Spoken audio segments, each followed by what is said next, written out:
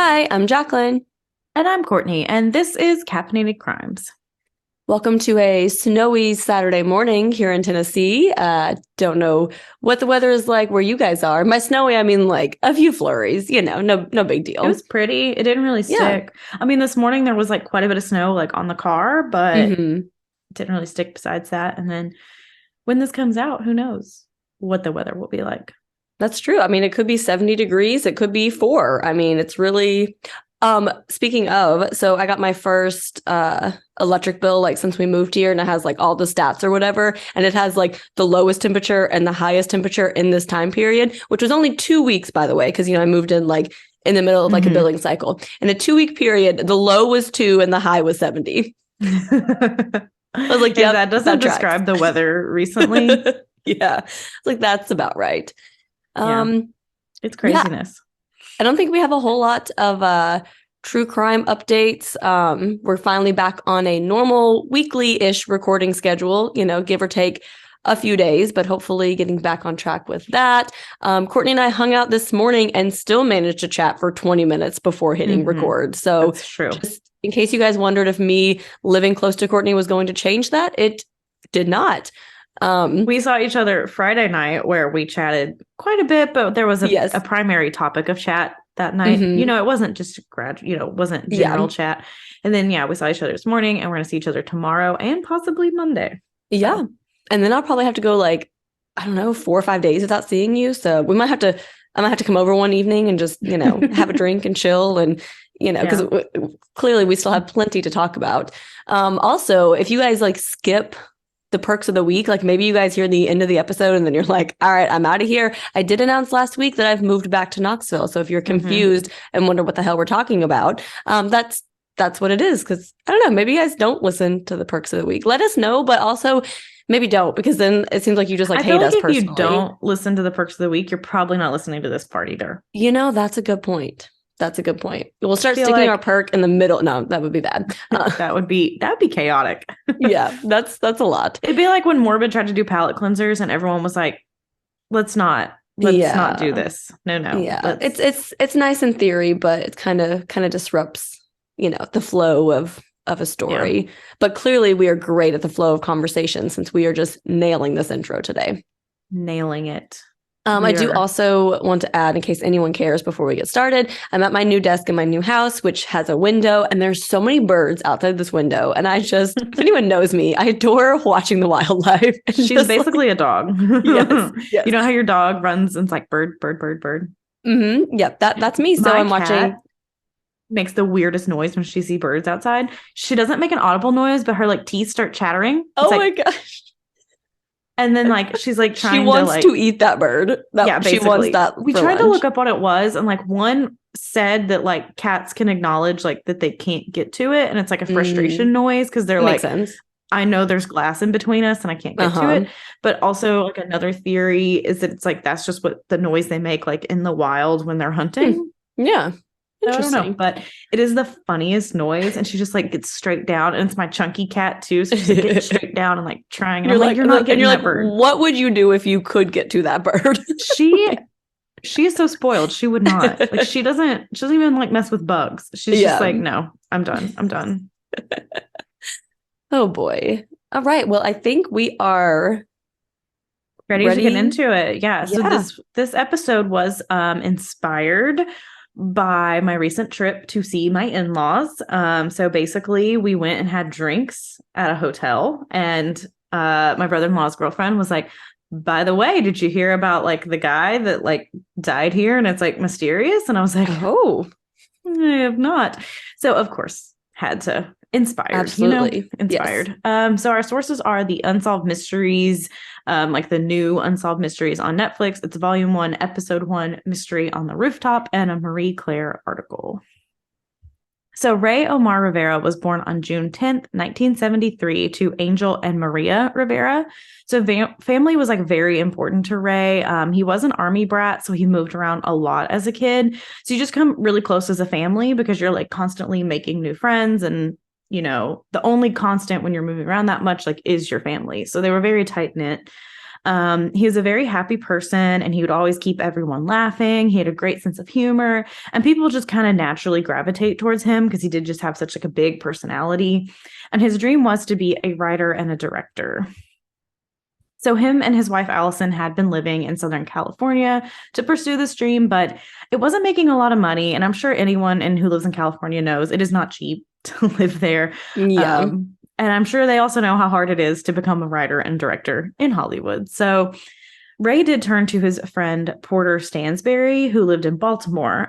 So Porter was his high school buddy. They'd played water polo together. They'd stayed close friends. And Porter was a finance guy and had a company called Stansberry Associates. And they wrote like financial newsletters. So Porter always wanted Ray to come like write with him. He always wanted him to come work with him. And Ray didn't really know anything about like stocks or finances, but Ray just still really wanted them to work together. He's like, you're a writer. We write newsletters. Like, come on, let's work together. Yeah, same difference, Yeah, we'll figure it out. Yeah, you'll get it.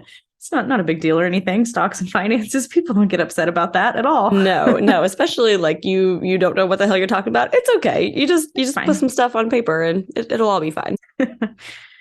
So, Ray did end up taking the job writing the financial newsletters in Baltimore. So him and Allison made a pact. They were like, we're going to live in Baltimore for 24 months. So like 2 years, we're going to live here. And then we're going to like reevaluate, maybe move back to California, just something for a little bit to kind of have a steady job. And they had moved to Baltimore in December 2004. Allison said, they had a great home. They found an amazing church that they loved. They got like a good community. Like they were pretty happy here. Like they ended up having a very good little area they found. And they did get married in late 2005 in Isabela, Puerto Rico. And at the time, he was about 6'5" and 260 pounds. So pretty big, tall guy, not necessarily like big guy, but very tall. And as I said, he was a water polo player. So he just had like really broad shoulders, but he had like a very thin waist. So just to kind of give you a little image of what Ray looks like. Mm-hmm. So on May 16th, 2006, Allison had a business trip, and Ray got up with Allison. He made her breakfast. He helped her pack the car, and she ended up finishing her day around like 6 or 6:30 p.m. So she checks into her hotel and calls Ray, and he didn't answer. And she thought that was kind of strange. She was like, like I'm away on a business trip. He'd usually answer his phone. Like it's kind of weird. So they did have a house guest, Claudia, who was like one of Allison's like colleagues. So she was staying with them. And so Allison called her and was like, like he didn't answer. So Claudia says around 6:30, she heard a phone call come in, heard Ray answer, and then heard him like run out of the house in a hurry. And she looked around the house and she was like, he hasn't come back. Like, I don't see him here. He must still be out. So Claudia did call back around 5:30 a.m. and said he's still not home. So Allison decided to drive home because she's like, something just doesn't feel right. Like, why would he be out all night? Like, what's happening, basically. So Allison called friends and family members to see if anyone had talked to him. And by 1 or 2 p.m., Ray's brother, Angel, also flew into Baltimore because he's like, I also had a feeling like something was wrong. Like, everyone was just like, this isn't Ray, basically. And I feel like you hear a lot too in these cases where the police are like, oh, like maybe they just ran away or they wanted some time away or whatever. But like if your wife immediately leaves her business trip to come home and your brother flies into the city you're in after one night of you being gone, like that's a huge indicator that like this is not normal behavior for him. Like that really, if the police had any doubts about that, like that alone should be like, this is very unusual. Yeah. So when Allison got home, his car wasn't there, and she saw there was like an open soda can, like a bag of chips, his Invisaligns, like kind of like he had just been sitting there and like walked away. Like not like if you're about to leave the house, like you probably clean up, like it was just weird. So she ran upstairs and a lot of the lights were on upstairs as well. Like he just kind of left all the lights on, but he just wasn't there still. She still didn't see him at all in the house. So Angel landed around 7 p.m. and Claudia had actually gone back to New York at this point. Like she was just staying like temporarily. She was more like a colleague than like a really good friend, just to kind of clear that up. Because it's kind of weird that she just like leaves like during this, but yeah, she was just kind of staying there.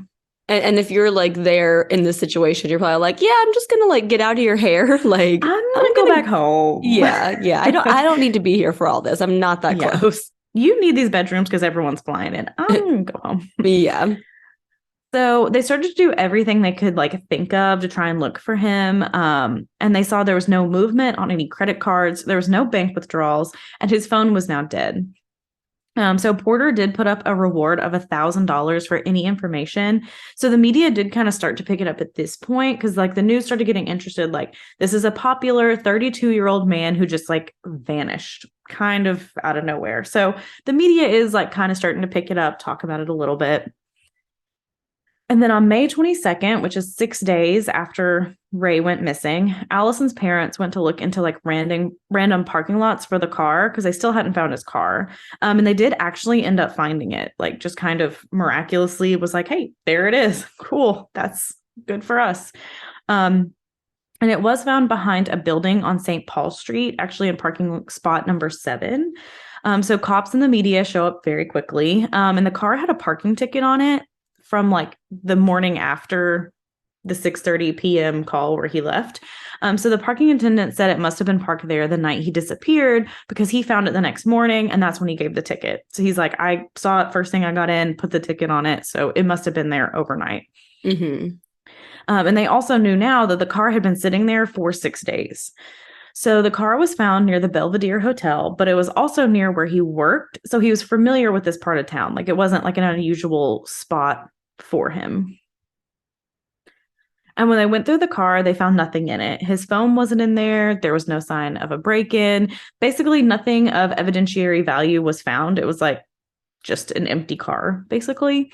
And they'd also kind of done a research into Ray's background, and they didn't find anything that would give him reason to disappear either. Like there was no huge outstanding debts or no, like they didn't see anyone who had like gotten into a big fight with him about anything. Like they just didn't see anything that was like leading them to believe what would have happened, basically. So then they start to conduct searches in the area for him, since they did find his car in that area. And on May 24th, someone did discover there was a hole in the roof of the Belvedere Hotel. So basically, 3 of Ray's coworkers had decided to go up on the top of the parking garage next to the Belvedere. So they looked over the ledge and spotted flip-flops on like the lower roof area, and then they saw a hole as well. And really the only way to find this hole was to be on top of either the Belvedere Hotel or the parking garage. And they said it was like very small. They were like, it was just like almost like a black spot on a white roof. It looked like it could even have been just like from a leak, like a water leak. Like it was so small. So these 3 men called the police. So police asked like hotel staff to lead them to the room where this hole was. It used to be like a racquetball club. Many employees called it the old church. It was kind of used as a meeting room, but it really wasn't used a lot. And when they opened the door, they could smell a very strong smell, and his body was in there. So there was blood along the walls, and his legs were near the wall. And so Ray's family gets the call to go to police headquarters. And they did tell them that they had found Ray's body. So now detectives are like, okay, we found Ray, like what happened to him? And the body was in like a prone position or lying on his stomach. And decomposition was pretty far along. Like he had been missing for 8 days at this point. So the decomp did destroy most of the evidence that would have been there had they gotten to the body quicker. So like anything just kind of on his body was basically gone at this point because of how far along decomp was. Yeah. And it was also May, which is like when it gets warmer too. So I feel like speeds it up. Yeah, like that's a long time to be able to get any evidence off the body, unfortunately. Yeah. And Ray's autopsy did discover that there were multiple rib fractures, a punctured lung, many large lacerations that were like 7 to 9 inches long, damage to his skull. His right leg had 2 different breaks in it. So with these injuries, they believe he had fallen from a great height and went like vertical through that hole. So now they're trying to figure out like how did Ray get off of a high height and into this hole? So their first theory is that maybe he came off the top roof of the Belvedere and he'd either fallen, jumped, been pushed, something into this lower level roof. And it would have been like 11 stories down, like a pretty high. Yeah, height, that's basically. a big height. Wow. It's a very tall hotel. So the roof of the hotel was about 40 feet wide. Like just in general, like it was a pretty small hotel. It's almost like the hotel is almost like a U shape. So it's not very big on top. But from the top of the roof to the area where he would have went through, it was like 45 feet out. So that's a pretty far distance to like jump Yeah. from, basically. Mhm. So even with like a running jump off of the hotel, they're like, I think it's almost impossible to get as far out as he was. And he was tall and fit, but he was also in flip-flops. So you're having to think like he's not in his like running shoes, like, Mhm. and he's tall, but like 45 feet, like that's far. That's Yeah, really far. like people train to be able to do that sort of thing. Like That's it's like not half, just like no, that's not half a football field. That's yards. But let's see. There's how many feet? 3 feet in a yard. 45, 3. That's like it's a big distance. Okay. it's a long distance. Yeah, we'll leave it I at don't, that. I should have looked at like what's the longest like long jump because I feel like it couldn't even be 45 feet. Let's do a real time research because there's no way. I mean, maybe there's a way, but I feel like 12 would be the max. So the longest so the long jump record has been held for 31 years, just in case Oh, you guys wanted wow. to know That's that. a long time. Yep, and it was 29 feet 4.25 inches. So literally not impossible. literally impossible. Which I will say that like jumping off of a height that distance could be different than just like running and jumping, because I'm sure there's Yeah. like some wind physics that would like push you further, but not to that point, I 45 don't feet out. think. Like Yeah. still pretty far out. Yeah. Like I definitely think it would be further like jumping off of a building with like the wind, but yeah, not like that you would far. kind of Yeah. get, and you're running in flip-flops. So it's not like you're getting Exactly. like the fullest speed you can get. Mhm. Still Very, impossible, but still yeah. impossible. And Allison still thinks like this whole never fully makes sense with any theory, but especially like this roof theory. And she actually went up on the roof at one point, and she said it was very high up and very scary up there because there's no railing, so it's just like open. And she said Ray was kind of afraid of heights, so she's like, he would have been pretty scared to be up here. Like, why would he come up here? Yeah. Basically. So after this, they went to the parking garage that was adjacent to the hotel. And the parking garage was also not really in a reasonable distance to that hole. He'd also have to kind of go far out. It was about 20 feet away. So it's closer. But also to the top of the garage to the hole was like also 20 feet. And they're like, but realistically, you could survive that jump. You would probably still be injured. You might die. But the extent of the injuries to the body were so intense that they didn't think it was just from like a 20-foot fall. There was one more theory as well, that he came off of the 11th floor. So there's a ledge that like wraps around the building. So he could have come off one of those, but to get to one of those, you'd have to either go through like a room, an office, a condo. Like you'd have to go through someone's like personal property to get to it. Like none of the hallways led out to the ledge. And the windows were also like half windows, like they barely opened. It's a very old building. So these like rusty, crusty windows, it's like not really reasonable. And like the ledge wasn't something you could like easily balance on or walk on. So this theory just wasn't great to people either. Yeah, and he is a very big man. So like trying to like fit through a small window or like balance on a small ledge that could be possible for like a smaller human probably would not be for him. And especially if he's scared of heights, like 11th floor is still pretty high up. So it's like, I don't know about that. So Ray's cell phone was found on the roof, but the phone was still working and it wasn't cracked at all. And I know this is 2006 and those brick phones, but the screen was not even cracked. Yeah, that's suspicious. Yeah, like in the documentary, like Allison still has his phone and it's basically still like in good condition. Like it would work if they turned it on, which is like, if you're falling from the top of a 10, 11 stories down, it's not going to survive. Yeah. His glasses were also found like on the roof, and there wasn't a scratch found on those either. So with how much force it took to go through the roof and the extent of his injuries, how did his cell phone and glasses survive with barely any damage? His flip-flops were found too. One was broken, like at the toe part had come off. And the other had like some drag marks on it, but they were also still in okay condition. So one investigator did say, he was like, the glasses, the phone, and the flip-flops like almost look staged, because it was like almost like someone had put them there, because it's like Yeah. How are they not more damaged? Mm-hmm. Ray's money clip was not found. Allison had given it to him as a present. It had his initials on it. So he carried his ID, his money with it, and it's still not been found. And they searched his car up and down for it, and the house, it's never been found. So we're not really sure where that ever went, basically. Ray's brother also thought it was odd that Ray would just like go into the Belvedere Hotel, find his way to the roof so easily. So he actually tried to do it, and he was like, it wasn't easy to find a way to the roof. So there's basically like a staircase in the back that could lead up there, but they're usually locked. It's not open to the public. Like he was like, I couldn't get to the roof. So like, how did he, like, in order to get there, it's like you have to know how to get there. Mm-hmm. So that it doesn't make sense how he would just get up on the roof. He's scared of heights. Yeah. Like if you are wanting, to die by suicide, like why this way? Like why this? Especially somewhere that like it doesn't sound like he's familiar with the area in general, but it's not like he like works at this hotel or has stayed at this hotel a lot or something like that. And to just leave so suddenly and then go straight to this hotel doesn't really add up. It's very odd.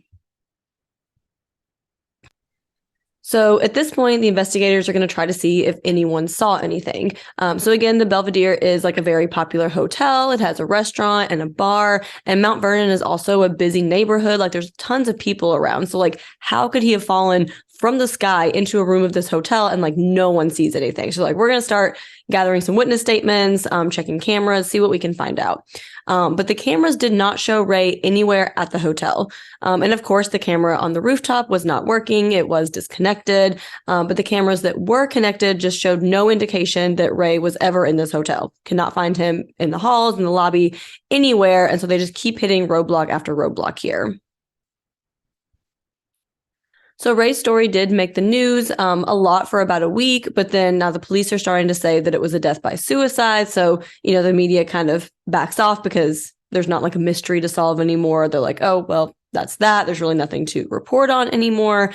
And the police are really sticking to like, we believe this was a death by suicide, but Ray's family keep telling them like, this does not add up. And like, they're just dismissed over and over. So Allison wanted to speak to the medical examiner because she's like, I have a lot of questions about how Ray died. This does not add up, does not make sense. So she did meet with the medical examiner and said, like, I know what they're trying to do. Like, we're not closing this case. So the police are trying to say this was a death by suicide. And the medical examiner is like, no, we don't have evidence of that. Like, we will not close this case. Which must be so chilling, but also validating to hear. Yeah, absolutely. To be like, I promise you this does not add up. And the police are like, yeah, it does. Like, yeah, it does. And then the medical examiner is like, I'm on your side. Like, it must be chilling because you're like, not what I wanted to hear, but also like validating of like, I'm telling you guys there's something else. Yeah, for sure. So the medical examiner did say that the injury that wasn't consistent with a fall was how his shins were broken. So like she didn't say much else or like what could have caused the breaks, but she's like, it is not consistent with this. So like, that's all you really need to know, So because of this, the medical examiner said that the cause of death was undetermined. And so ruling a death as undetermined means there's not enough evidence to say they either died by suicide or that someone could have had a part in their death. So with an undetermined cause of death, the case cannot be closed. So the police are trying to say it's a suicide, but the medical examiner is like, I'm not ruling it one way or the other, so this case cannot be closed. So when Ray was missing, Allison had gone through the whole house trying to find anything that could indicate where he was. And they did find a note taped behind the computer, and it was like shrunk down really small. And Allison believes he wrote the note the day he disappeared because there were scraps in the trash can. So like she would have noticed that before. So the note started with, brothers and sisters, right now around the world, volcanoes are erupting. What an awesome sight. Whom virtue unites, death will not separate. And so it kind of continued on like that, just really unusual. It did have different names on it, including like family names, celebrity names. He like made a list of almost everyone he knew, but he did leave out some significant people. He had listed movies, like mostly movies that had like some kind of significant meaning to him.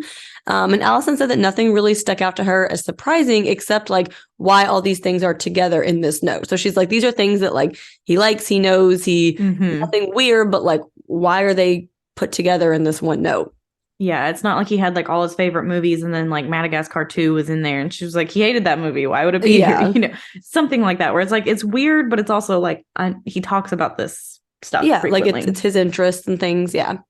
So since she felt it was kind of weird, she did take the "who virtue unites, death will not separate" phrase and Googled it. And so it did come up with the Freemasons.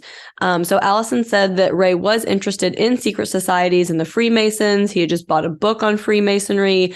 And Ray was an aspiring screenwriter. So Allison's like, I don't know if this was research for a screenplay or like what any of this note means. Like it was very cryptic, but I feel like we hear a lot too from people who are writers that sometimes you just write down random shit. Like that's how you get your ideas. So like you'll just have these like scraps of paper that like don't make any sense to anyone else, but that's just kind of how you like part of your creative process. So for a writer, that does not seem unusual. Like I know Taylor Swift talks about how like she keeps the voice memo app, like when she goes to sleep, like she'll wake up and just like sing something. And I'm sure half the time, like she listens and she's like, this makes no sense. And then like, what is sometimes this? it might be, hi, it's me. I'm the problem. It's me, and makes millions of dollars. You never know. Like exactly. You never know where those good ideas are going to come from. Yeah. And Allison did say that it was common for Ray to write down a bunch of different information, you know, on a pad of paper that may not make sense. Like we said, like he would write down a phone number or a quote, like some sentences on why the sky is blue. Again, just like your creative process of like, what can I come up with? What's jumping in my head? Like, what's the one thing that's going to like stick? That's something I can write a story with. But Allison did hand over the note to police.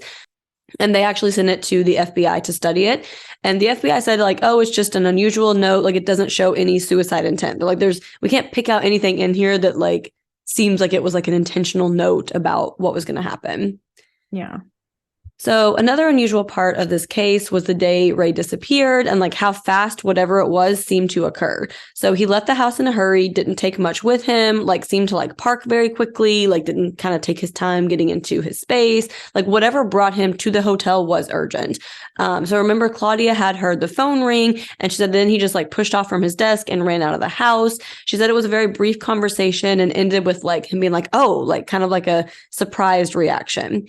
So the police did trace the call and found out that it came from Stansberry and Associates, where Ray worked.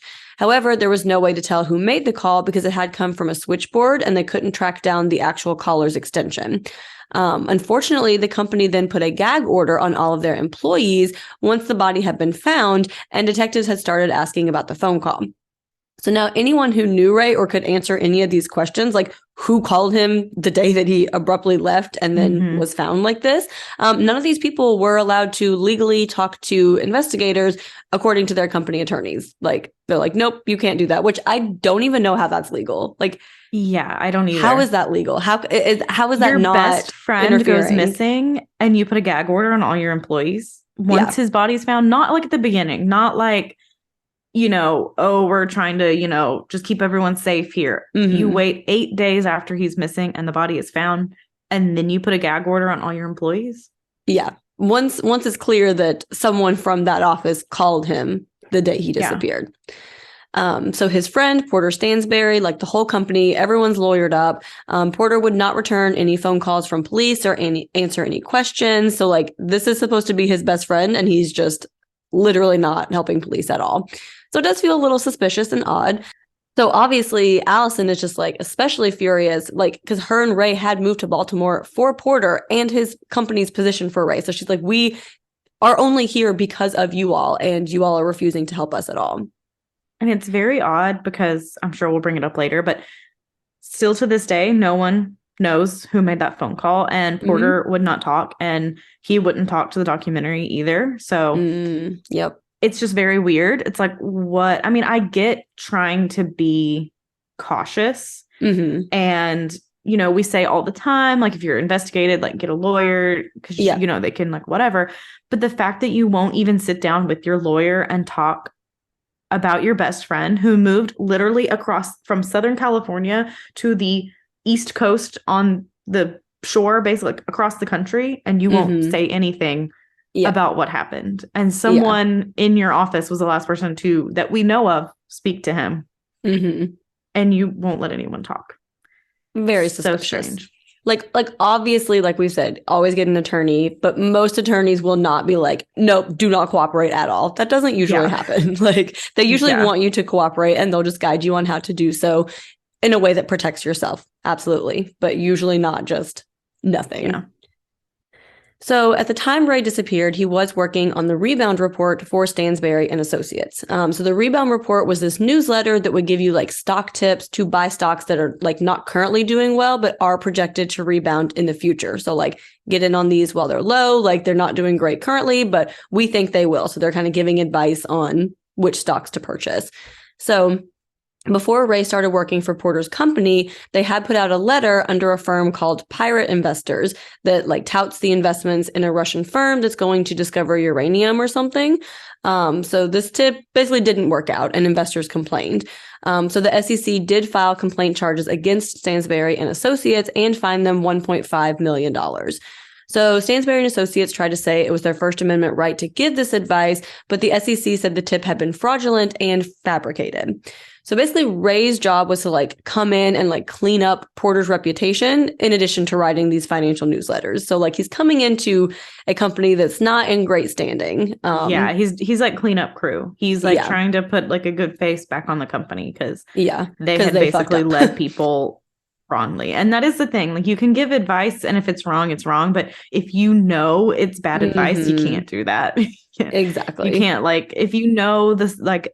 This is why I'm pretty sure Martha Stewart went to prison, is that she knew that this company was going to like tank in the stock market, and she like sold all her stuff and like told other people to sell it. And you can't do that because then you're just screwing someone else, basically. Exactly. Like the stock market is a risk, and that's one thing to take risks and know like, okay, it may not work out, but to like intentionally be told that something is true when it's not is a different story. Yeah. So about 2 weeks before Ray died, Allison said that something was worrying him. So at the time, she didn't really think much of it. But the Monday before he went missing, their home security alarm went off around 1 a.m. So it had never gone off before. So it's like, okay, what is happening? So Allison went downstairs and around the corner, and like Ray came flying out with this big bat. And she said like the fear in his eyes just like scared her to death. Like she's like, this man is terrified of something. Yeah. And she said he usually was pretty like calm, cool, collected in any of these scenarios. And she was like, he was never... like he was always the calm one. So like seeing how scared he was like made me 10 times more scared. Yeah. So the police showed up and said like it was likely just a squirrel. They're like, we don't see anyone here. Like sometimes these things happen, like they go off accidentally. But then the next day on a Tuesday, it went off as well. So like that's like, okay, twice in a row is suspicious. Yeah. And the bottom floor windows had been tampered with. So someone had been trying to get into the house. And Allison does believe that this was connected with Ray's death because that evening is when Ray never came home. So this was like the Tuesday that she left for her business trip, and he didn't come home that night. So another really odd part of this case is that police had taken Ray's computer to look for evidence, and an unidentified person tried to call the police department multiple times to like get the computers and like tried to like come and pick them up. And police mentioned this to Allison when she went to pick them up. So she's obviously like very troubled by this. Like, why is someone trying to get his computer? Like, is this why they were trying to break into our house? Like, these have to be connected in some way. So pretty obvious, I feel like at this point, Allison does believe that Ray was murdered. She believes he possibly like knew something or like stumbled upon it. And his brother Angel does agree. And he believes the motive is probably something to do with money.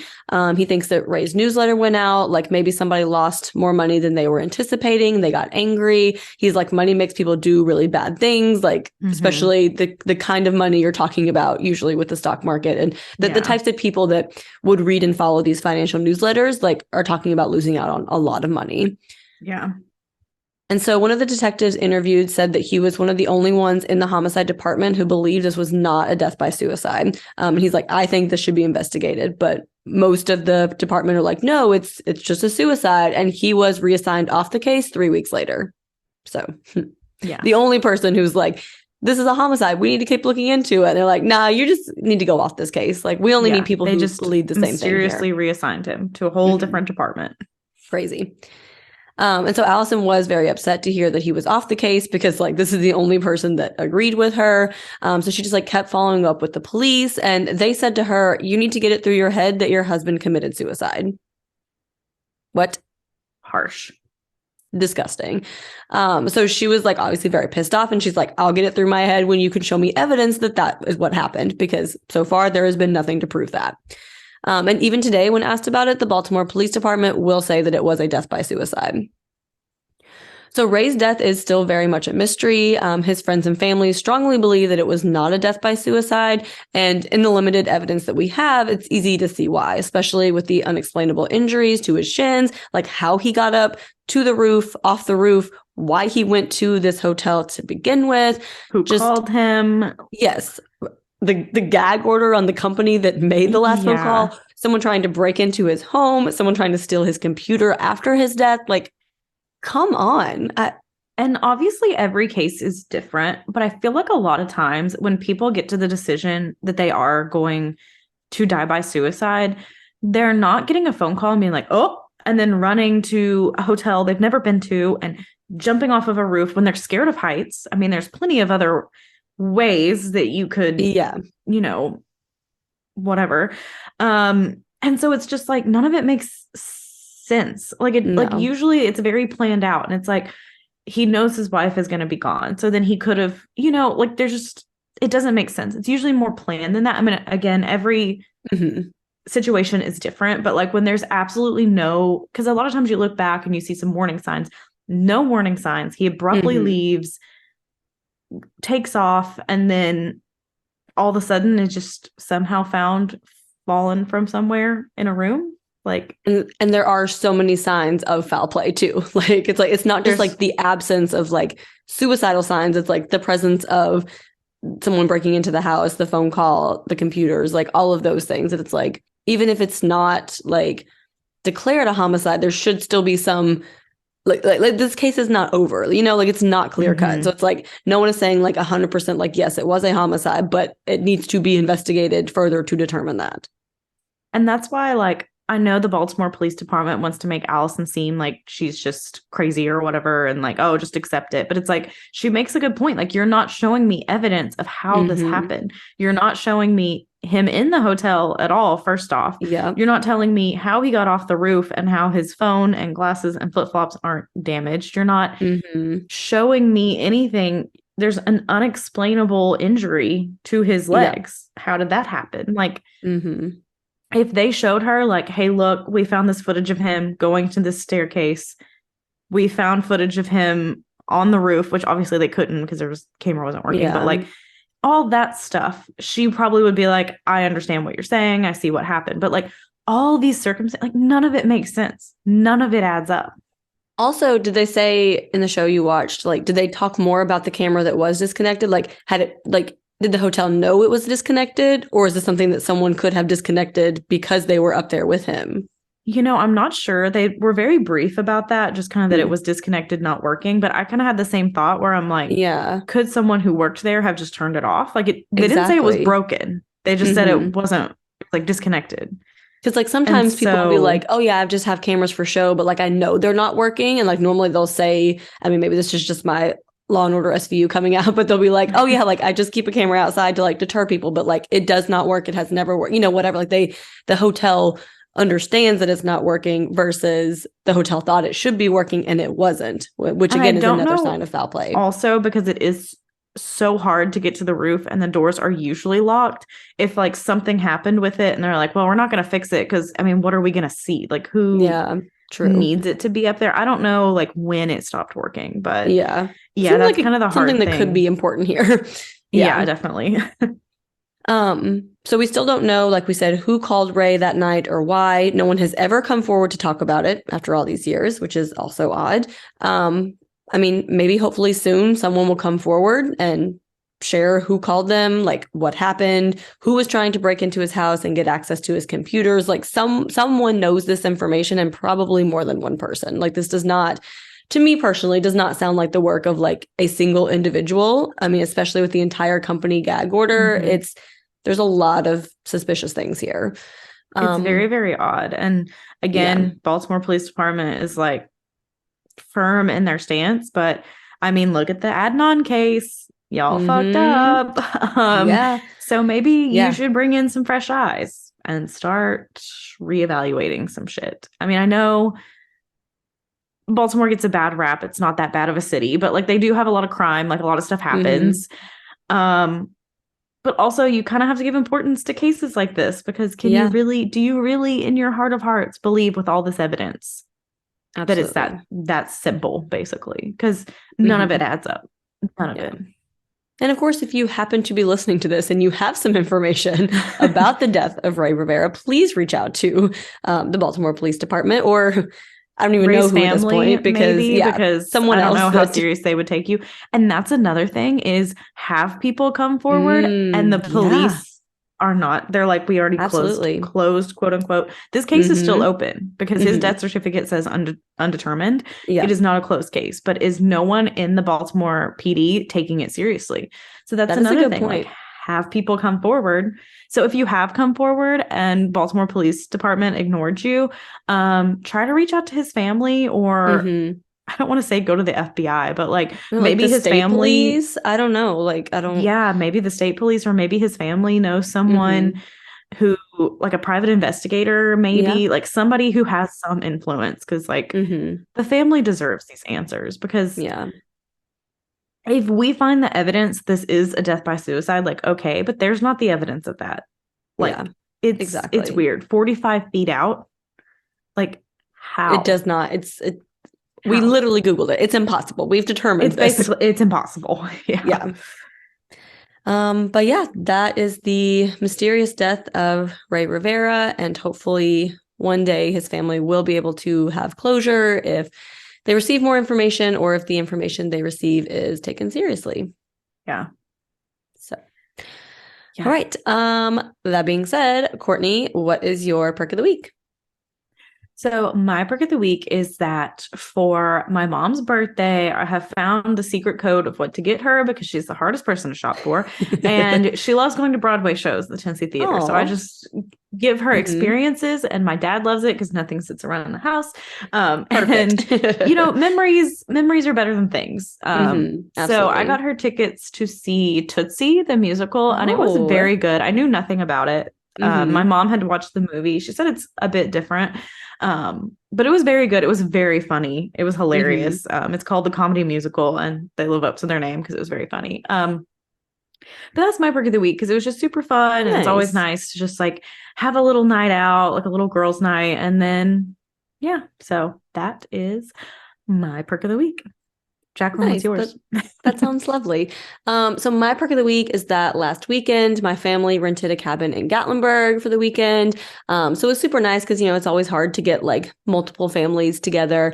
So Mm-hmm. my brother, my cousin, my aunt, everyone's significant others and children, we all got a cabin together in the mountains, and I mean it's super nice. It was like beautiful views, like 5 full bedrooms and like bathrooms, and just tons of room and Y'all got space. bougie with it, yeah. Yeah, which I mean, apparently, like the weekend after New Year's is the way to go because it was pretty cheap because I guess no one's going to the Oh. mountains, in the middle of January. So, It makes sense, like especially because it's like so soon after Christmas. Like I feel like hmm like early January, everyone kind of like buckles down. Everyone yeah, does dry January, and we're all reevaluating our finances because we spent too much money on all this other shit. not Like, us. We're like, let's get a cabin for the weekend. but yeah, I mean, work smarter, not harder. Yeah, Like get exactly. and save that money and put it towards cabin. Yeah, exactly. Experiences, memories, not things. Yep, there you go. So this was, and we weren't all able to get together like during the holiday season. Like someone was always in a different place, for each of the holidays. So this was the time that like all of us finally got to get together this year. And then my brother, like literally before we even left the cabin, he's like, "So we doing this again next year? Like, can we go ahead and like book for like the same weekend next year? Yeah. Like ready to go." So like gonna try to make this a new tradition. But yeah, it was super That's fun fun. and nice. And also, can I just say how amazing it was to like leave after work on a Friday to go away for the weekend with my family and drive 1 hour and not 8. Yeah, I can And then get imagine. Yeah. home. Yeah. And then get home at like noon on Sunday. And then like, oh, I still have the rest of the day to like do laundry and clean up and watch football and, do those things and not spend 16 hours round trip driving in 3 days. So Yeah. that was super nice. The Yeah. perks of being local again. I know. It's great. It's great. So yeah, if you want to tell us about your cabins, your musicals, your experiences that you gift people, maybe you want to gift somebody a Patreon subscription. That's something You that can you do could that. do. And then you're not worrying about the clutter. You're not worrying about the things. You're giving them access to more beautiful content that we have over on patreon.com/caffeinated crimes, going out of order today, but that just kind of, it just rolled off the important tongue stuff there we go. Before you zone out. Patreon.com/caffeinated crimes. Yeah, you'll have a new bonus tell us your episode. thoughts on this case too. Okay, yes, I want to know absolutely. what other people think. If people think we're too biased, or I don't know. Yeah, let us know if you've heard of this one before, if you've heard anything else anywhere about this one.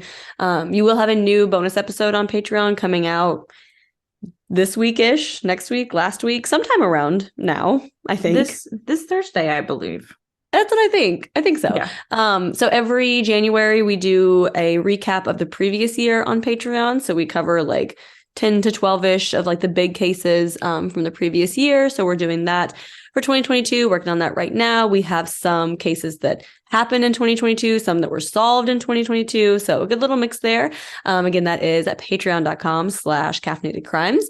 And you can also find us on Instagram for free at Caffeinated Crimes Pod, on Facebook at Caffeinated Crimes Podcast. We are on Twitter at Caff Crimes Pod. That's CAFF Crimes Pod.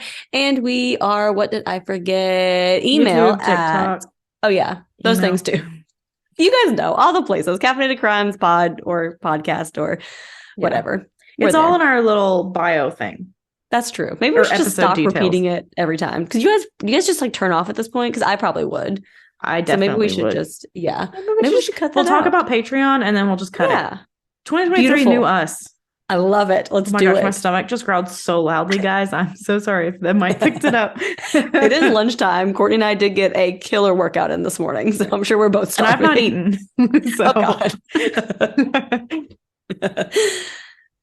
Just running off fumes at this point. But yeah, patreon.com. Just remember that. If you need to contact us in any other way, look at the episode details. Yes.